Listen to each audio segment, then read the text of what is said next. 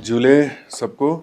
और आज मैंने सोचा कि बहुत दिन से आप सब लोगों के साथ मुखातिब नहीं हुए हैं और इस दौरान पिछले महीने भर में बहुत सारी गतिविधियां रहीं, डेवलपमेंट्स हुई, जिसके बारे में मैंने सोचा कि लोगों के, लद्दाख के लोगों के साथ चीज़ें साझा की जाएं। सबसे पहले तो जैसा सबको मालूम है, 27 अप्रैल को लद्दाख में 2 ज़िले हुआ करते थे, 2 से 7 ज़िले हो गए और अभी महीना भर भी नहीं हुआ है इस चीज़ को। और हर ज़िले में जो ज़िलाधीश वहाँ पे नियुक्त किए गए हैं उन सबको हिदायत दी गई है एलजी साहब द्वारा, मेरे द्वारा, कि आप अपने अपने इलाके में विस्तार से दौरा करें, लोगों की जो परेशानियां हैं उनको समझें और जहां तक संभव हो उनके स्तर पे उनकी समस्याओं का निवारण करें।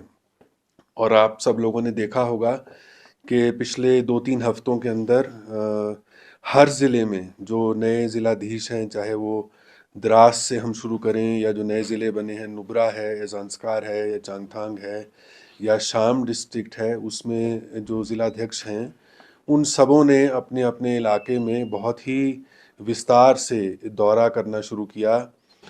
जो विकास के कार्य चल रहे हैं ज़िलों के अंदर उनका आंकलन किया और लोगों की समस्याओं का उनसे रूबरू होकर समझने की कोशिश की और उसका निपटारा यथासंभव हो वो करने लगे। इसका देखिए सबसे बड़ा जो फ़ायदा लोगों को मिलने लगा है वो ये है कि तमाम लोगों को लेह कई 100 किलोमीटर चल के आना पड़ता था या करगिल चल के जाना पड़ता था। अब वो सब ना करके उनके अपने ही ज़िला के हेडक्वार्टर में जो डिस्ट्रिक्ट मजिस्ट्रेट मौजूद हैं, उनके साथ बातचीत करके छोटे मोटे जो उनकी रोज़मर्रा की समस्याएं हैं उसका निपटारा हो सके। अभी हाल में आपने देखा होगा डिविजनल कमिश्नर ज़ांस्कार गए। मैं 2 दिन का दौरा चुशूल तक वहाँ मैं गया और वहाँ रुक कर के आया रात भर और वहाँ लोगों के साथ बातचीत करी, गांव-गांव में रुकता हुआ आया। और आज एलजी साहब जो हैं चंगथांग के इलाके में फिर गए हैं। तो मेरे ख्याल में इस तरह की जो ग्राउंड के स्तर पे लोगों के साथ जुड़ने वाली प्रशासन की ये नीति है उसको एक तीव्रता मिली है और एक नया रूप पिछले कुछ हफ्तों में देखने को मिला है। इसके अलावा मैंने सोचा कि आप सब लोगों से ये भी साझा किया जाए कि 22 मई को, जो गत 22 मई थी, उसको गृह मंत्रालय के अंदर एक उच्च स्तरीय बैठक हुई जो कि जिसको कि सब कमेटी कहा जाता है और उस सब कमेटी में जो केंद्र सरकार के गृह मंत्रालय के अधिकारी मौजूद थे, उसमें मैं भी मौजूद था। यहाँ के पूर्व सांसद न पूर्व सीईसी जो अब के सांसद हैं वो भी मौजूद थे। तुपसन छेवांग जी थे, एलबीए के जो ले एपेक्स बॉडी है उसके अध्यक्ष थे। ले एपेक्स बॉडी का इनफैक्ट डेलीगेशन था 3 मेंबर और केडीए का 3 मेंबर डेलीगेशन था। और मैं समझता हूँ कि बहुत ही रचनात्मक और खुले माहौल के अंदर चर्चा हुई। इनफैक्ट 22 मई की मीटिंग को अगर मैं 1 या 2 शब्दों में कहना चाहूँ तो ये एक ब्रेक थ्रू मोमेंट था जो कई महीनों से या बरसों से एक पॉलिटिकल डेमोक्रेटिक एस्पिरेशन और एक बातचीत चल रही थी। और एक गुट अपनी बात एक तरीके से रखता था, दूसरा गुट अपनी बात दूसरे तरीके से रखता था और आपस में एक समन्वय की जैसे कहते हैं और एक आवाज़ में बात नहीं हो पा रही थी। गृह मंत्रालय भी चाहता था कि कोई ऐसा समाधान की तरफ हम बढ़ें जो कि संविधान के दायरे के अंदर उसको ऐसा समाधान हो। और बहुत इसमें दिमाग लगा, जद्दोजहद भी हुई, ऊपर नीचे बातें भी हुई सबकी। और मैं समझता हूँ कि एक बहुत जो रचनात्मक चर्चा हुई है 22 मई को, मुझे लगता है कि शायद जो यहाँ से लोग गए थे उनकी भी अपेक्षा से ज़्यादा वहाँ खुलकर बात हुई। तो बातों में बात बहुत सी बातें आईं और उसमें ये बात हुई कि क्या हम संविधान के आर्टिकल 371 के तहत एक नए जो ढांचे के बारे में चर्चा कर सकते हैं? पहले यहाँ से जो ग्रुप जाते थे, आवाज़ उठा करती थी, वो लोग बात करते थे स्टेटहुड की या बात करते थे 6 शेड्यूल की, लेकिन मूलतः जो उनकी बात थी उसमें जो केंद्र बिंदु थे वो ये थे कि हमारी ज़मीन में हमारा संरक्षण रहे, हमारे कल्चर में संरक्षण रहे, और हमारे रोज़गार जो युवा लोग हैं उनका भी संरक्षण हो। और मैं समझता हूँ पिछले 1 बरस में जहाँ तक कि रोज़गार का सवाल है, जिस तरह का एक भारत सरकार ने सॉर्ट ऑफ रिजर्वेशन का फॉर्मूला निकाला, वो ये पूरे हिंदुस्तान में किसी और टेरिटरी में उस तरह का रिजर्वेशन का फॉर्मूला नहीं है। तो इस बात और इसलिए रखा गया और इस बात पे सहमति बनी क्योंकि भारत सरकार ये मानती है कि यहाँ के युवा जो हैं उनकी एस्पिरेशंस को कहीं ना कहीं जो रोज़गार के मुतालिक हैं उसको एक तवज्जो देने की आवश्यकता थी। और पिछले महीनों में आपने देखा होगा इसमें जो रिक्रूटमेंट्स हैं उसमें बहुत तेज़ी पकड़ी है, चाहे वो ग्रुप बी की हों, ग्रुप सी की हों या ग्रुप ए के अंदर भी अब धीरे धीरे तेज़ी आ रही है। और इसके अंदर बात ये हुई कि एक नया पॉलिटिकल ढांचा संविधान में कस्टमाइज्ड सल्यूशन जिसको कहा गया कि लद्दाख के लिए एक कस्टमाइज सल्यूशन की क्या हम बात कर सकते हैं, जिसके अंदर कोई ऐसी बॉडी बने जिसके पास पॉलिटिकल, एग्जीक्यूटिव और लेजिस्लेटिव पावर्स हों और ज़िलों के अंदर भी डिस्ट्रिक्ट काउंसल्स जैसे भी 2 हैं, क्या हर ज़िले के अंदर डिस्ट्रिक्ट काउंसिल गठित की जा सकती है।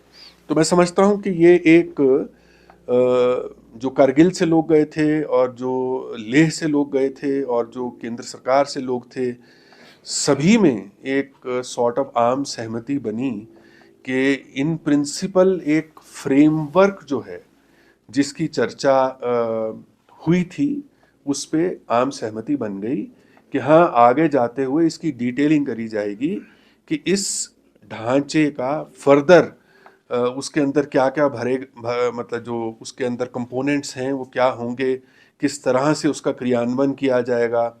और अल्टीमेटली तो जाहिर सी बात है अगर कॉन्स्टिट्यूशनल चेंज है वो तो पार्लियामेंट तक बात जाएगी।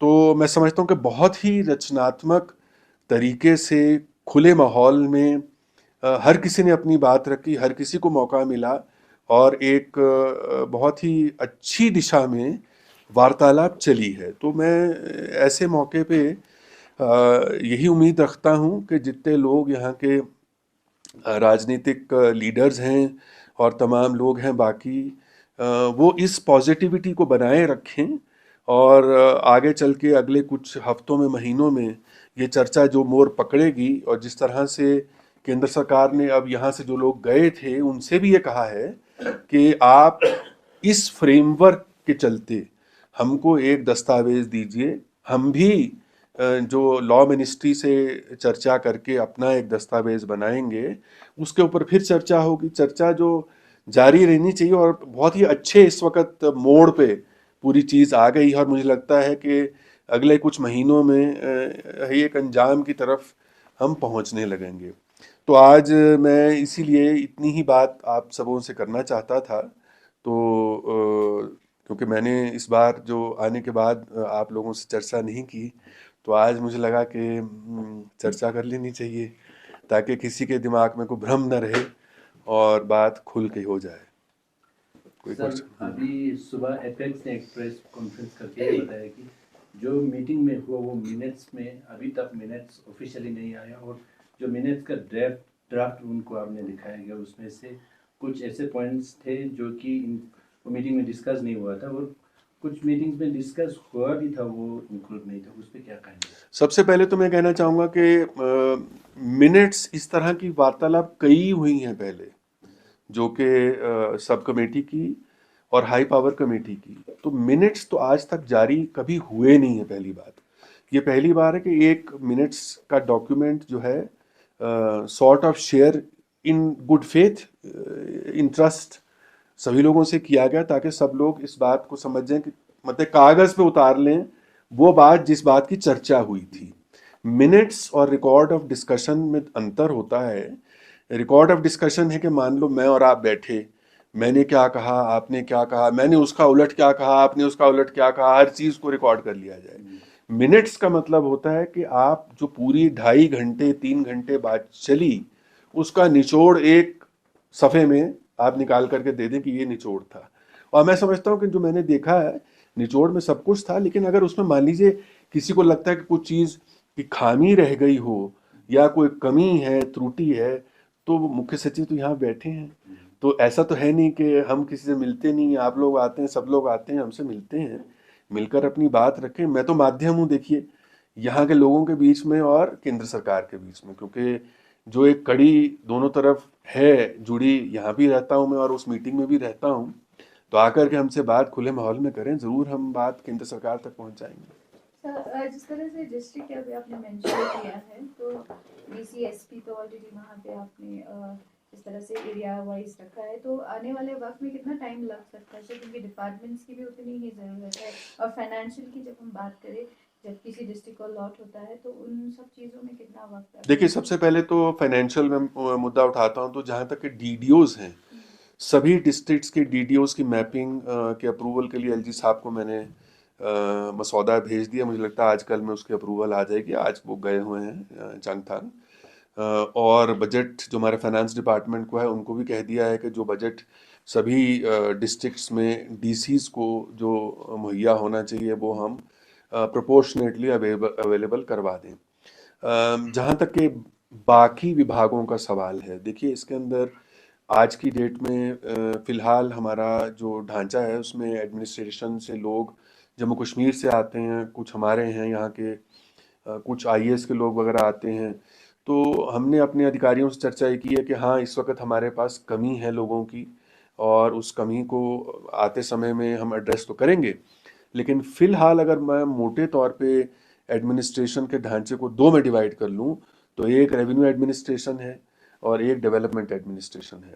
तो हमको एक सॉर्ट ऑफ अपने ही जो लोग इस वक्त मौजूद हैं, उसमें किसी तरह से बांटना होगा कि डेवलपमेंट डिपार्टमेंट्स पूरी तरह से जो ब्लॉक्स हैं, जो तहसील ब्लॉक्स हैं ख़ास तौर पे, उनमें डेवलपमेंट का काम जिस तरह होना चाहिए, और ऐसा ना हो कि आदमी 3-3 4-4 ब्लॉक्स का चार्ज लेके बैठा है।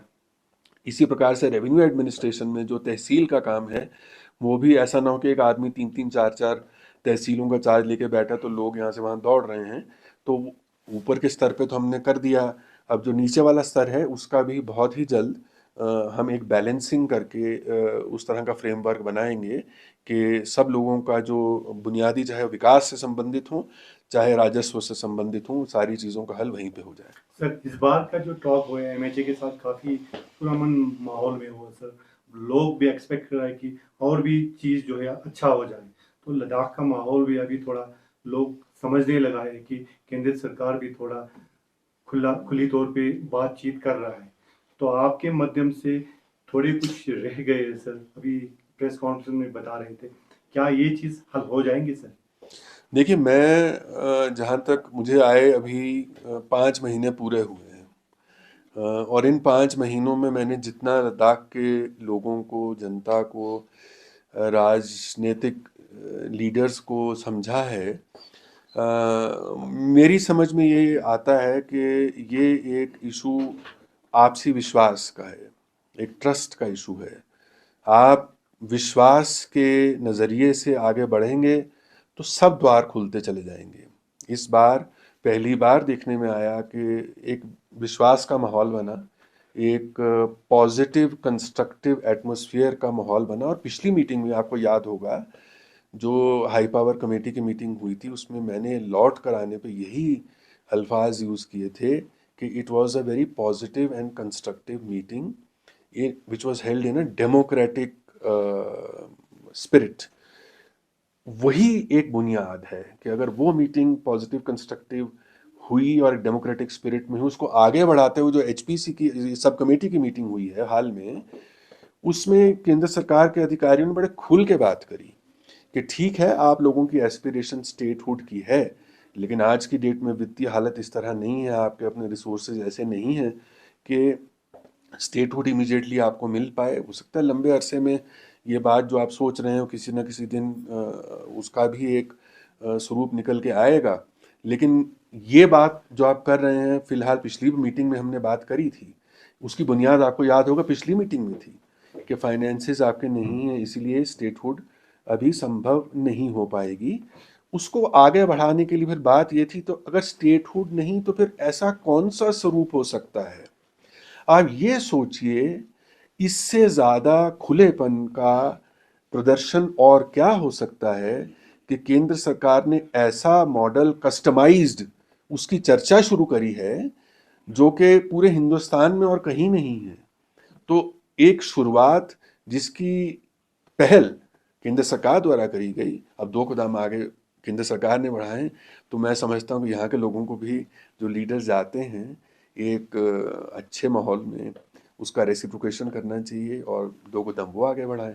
तो इसी तरह से कदम बढ़ाते चले जाएंगे तो सब रास्ते खुलते चले सर जाएंगे। काफी रिफॉर्म्स देखे जा रहे हैं, जैसे प्लांटेशन हो गया, अभी चेक डैम्स बन रहे हैं, तो ये भी क्योंकि जैसे आपको पता है कि ट्रेन बिल्कुल ही अलग है अन्य हमारे दूसरे भारत की जगहों से।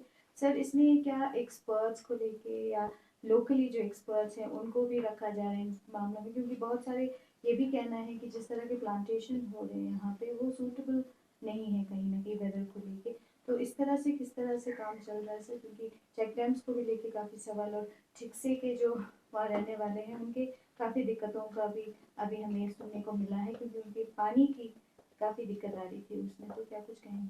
देखिए, मैं ये कहना चाहूँगा कि यहाँ के माननीय उपराज्यपाल महोदय जो हैं, उन्होंने आकर के सबसे पहले जो एक बड़े स्तर पे काम, जिन चीज़ पे काम किया, वो चीज़ें हैं जिससे आम आदमी का रोज़मर्रा की ज़रूरतें जुड़ी हुई हैं।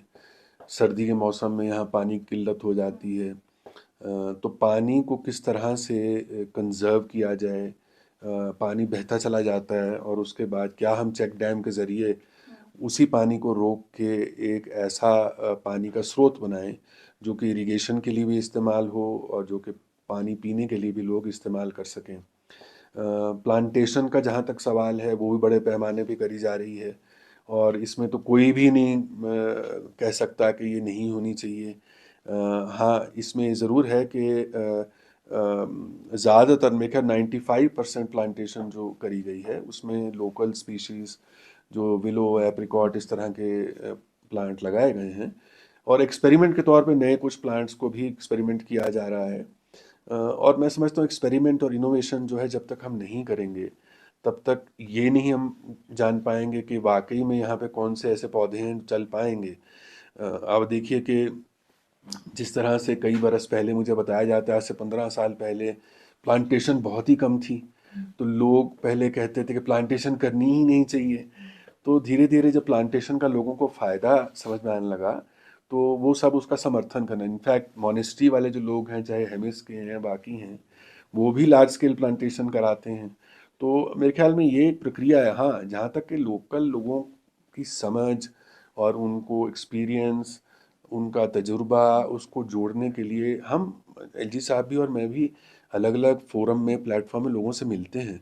अब जैसे अपने आपने देखा नहीं देखा, जैसे जैसे युवा एंटरप्रेन्योर्स हैं, उनको पहले मैं एक ग्रुप में मिला, 20 लोग थे, अगली बार 40 लोग थे।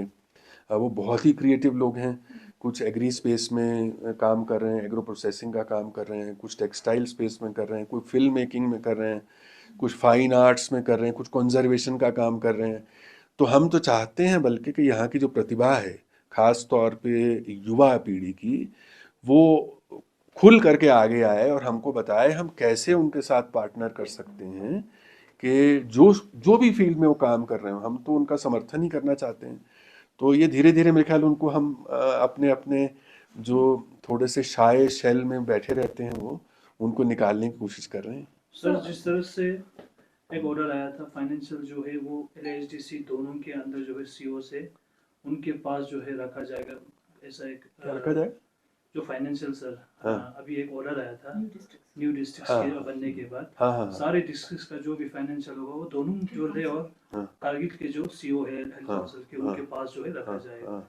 तो उस ऑर्डर का मूल उद्देश्य क्या है? देखिए, उसमें क्या है कि जो कानून है, LHDC एक्ट है, उसके अंदर फिलहाल केवल 2 ही ज़िलों का नाम है, लेह और कारगिल। तो जो बजट एलोकेशन हुई है वो भी 2 ही ज़िलों को हुई थी, जो कैपिटल कैपेक्स इसको बोलते हैं, लेह और कारगिल। अब उसका बंटवारा चूंकि अब नए ज़िले हो गए हैं, वो पैसा खर्च किस प्रिंसिपल पे किया जाना है, हम ये चाहते थे कि एक फेयर प्रिंसिपल अडॉप्ट सीईओ द्वारा और काउंसिल के द्वारा किया जाए।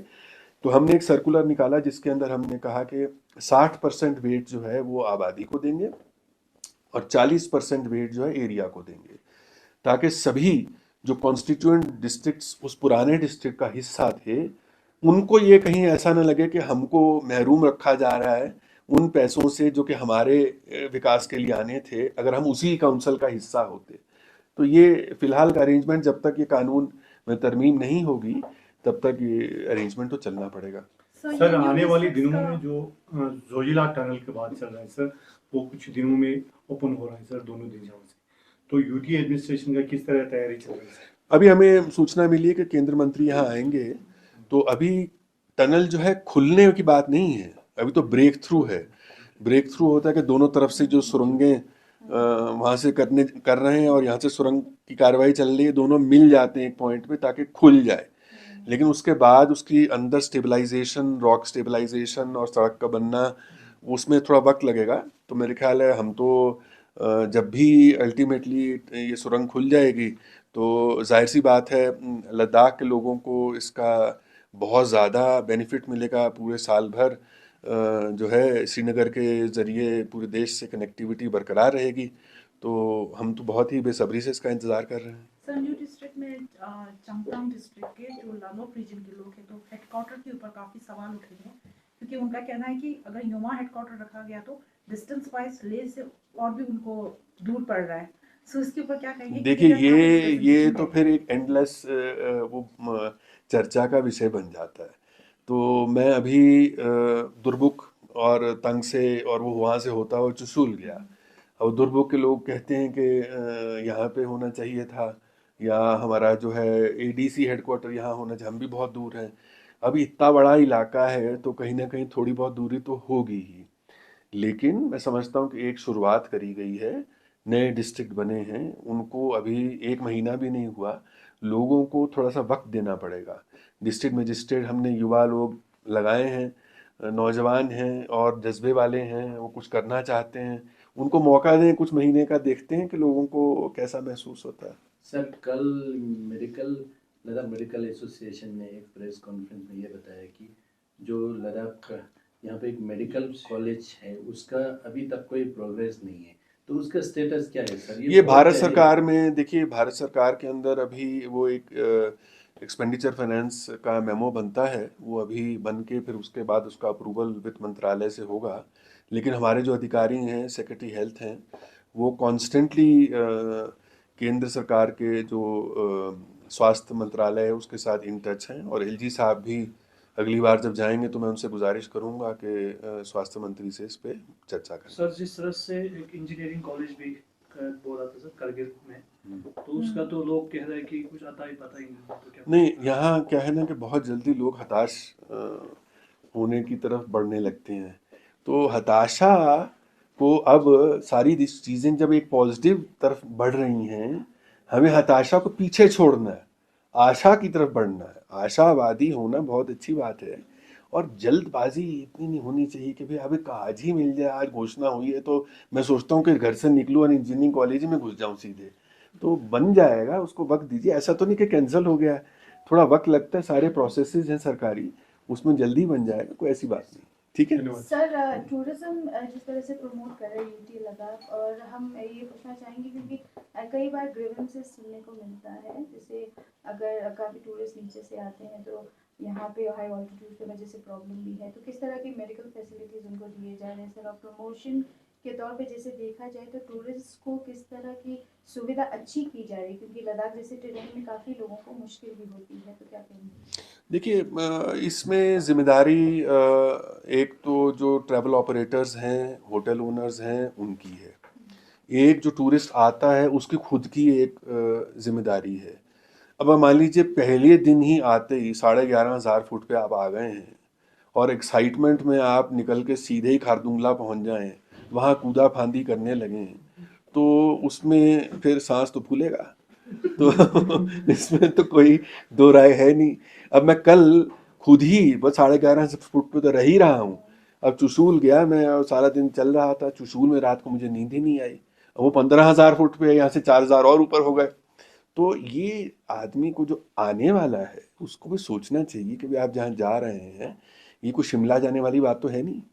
आप ऐसी जगह जा रहे हैं जहाँ ऊंचाई पे है, ऊंचाई में जाने के थोड़ा सा सब्र चाहिए जी होता सर, है। ले मार्केट जैसे बहुत बड़ा भी यूएसपी हो गया है, लाइटिंग काफ़ी अच्छे, तो टूरिस्ट आना पसंद करते हैं शाम को, और कुछ ना कुछ इवेंट्स चलता रहता है, तो ट्रैफिक जैम की वजह से लोकल्स को भी और टूरिस्ट को भी काफ़ी दिक्कतों का सामना करना पड़ता है, क्योंकि पार्किंग भी नहीं है। सर उसको किस तरह देखा जाए? इसमें देखिए आज ही इत्तेफाक की बात है कि हमने चर्चा करी है हमारे जो अर्बन डेवलपमेंट के डायरेक्टर जो हैं डीसी भी हैं और उनके तमाम अधिकारियों के साथ कि एक जो सेंट्रल मार्केट जो हब है हमारा पूरी एक्टिविटी का, उसके आसपास के पूरे दायरे को एक बार देखा जाए कि क्या हम ऐसा पार्किंग का अरेंजमेंट कर सकते हैं कि वो पूरा एरिया जो घूमने वाला उसके आसपास का है, मेन मार्केट के आसपास का, उसमें पेडेस्ट्रियनाइजेशन हो जाए।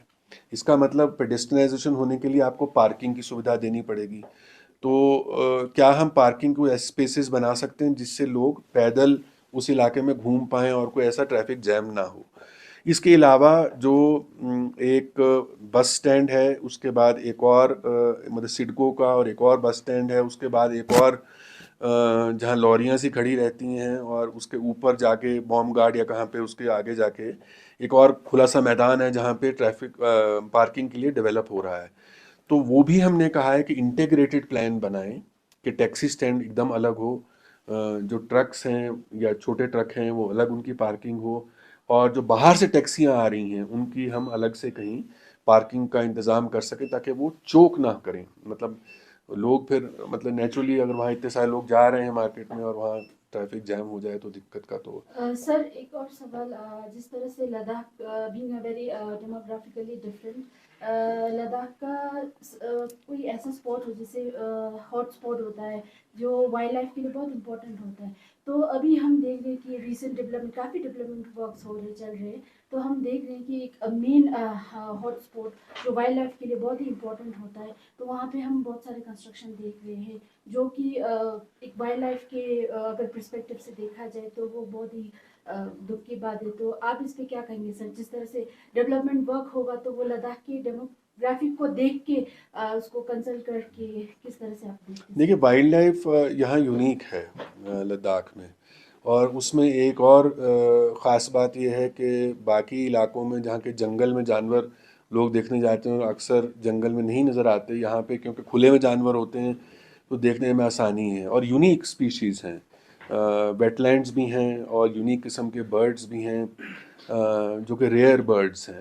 तो मैं समझता हूँ कि इसमें कुछ जागरूकता की भी आवश्यकता है, क्योंकि लोग ख़ासतौर पे जो टूरिज़्म से जुड़े लोग हैं अक्सर जो है वो इस बात को भूल जाते हैं कि जिस इलाके में रह रहे हैं उसकी खासियत क्या है और जिसको हमें बचा के रखना है।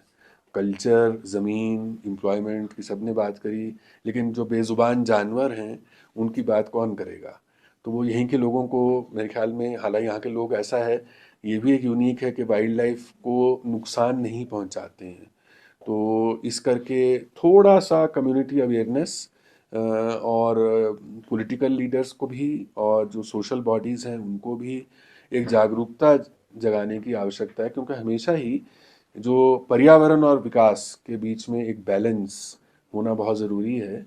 और मेरे ख्याल में लद्दाख का जो डेवलपमेंट का मॉडल है उसमें दोनों में बैलेंस बनाकर ही हम चलेंगे। सर वेटलैंड की बात करें तो सर लद्दाख में कुछ 400 प्लस स्पीशीज जो आते हैं सर, हार्डली 300 जो है वो स्टे करते हैं सर, हार्डली 1 या 2 महीना, वो सारे इंडस बेल्ट एरिया में करते हैं सर। तो यहाँ पर एक गाँव है सर चुशोत, वहाँ पर भी एक बहुत बड़ा एक वेटलैंड हम देखने के लिए भी गया था, हमने शूट भी किया सर रिसेंटली। एलजी साहब से भी हमने इस बारे में थोड़ा विषय में बात की, तो इस पे क्या प्रोग्रेस हो रहा है, किस तरह के यूटी गवर्नमेंट का वो इनिशिएटिव? नहीं, जो हमारा वाइल्ड लाइफ विभाग है और जो पर्यावरण वाला विभाग है वो इसके ऊपर जागरूकता के लिए और यूं भी बाकी संरक्षण के लिए प्रतिबद्ध है। अभी हाल में ही एलजी साहब ने एक वाइल्ड लाइफ सोसाइटी के गठन का अनुमोदन दिया है और ये जागरूकता और लोगों को, बाहर के लोगों को भी साथ में जोड़ने के लिए हम कुछ 4-5 जो स्पीशीज़ हैं उन पे फोकस कर रहे हैं, जैसे कि ब्लैक नेक क्रेन है, वेटलैंड्स हैं, जैसे कि ब्राउन बियर है और जैसे स्नो लेपर्ड है। ये 4 अलग वर्टिकल्स पे हम फोकस तरीके से काम करेंगे और आपको जल्द ही मेरे ख्याल अगले कुछ हफ्तों में इसके परिणाम नज़र आएंगे।